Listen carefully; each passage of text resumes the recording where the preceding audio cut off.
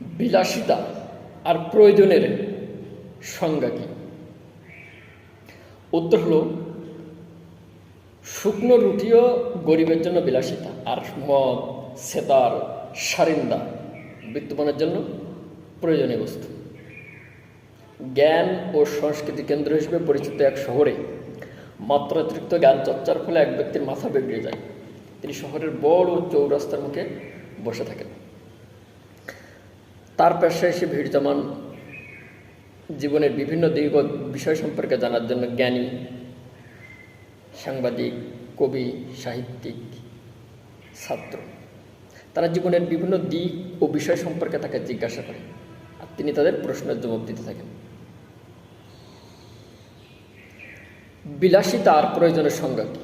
তিনি বলেন, শুকনো রুটিও গরিবের জন্য বিলাসিতা, আর মদ, সেতার, সারিন্দা বিত্তবানের জন্য প্রয়োজনীয়।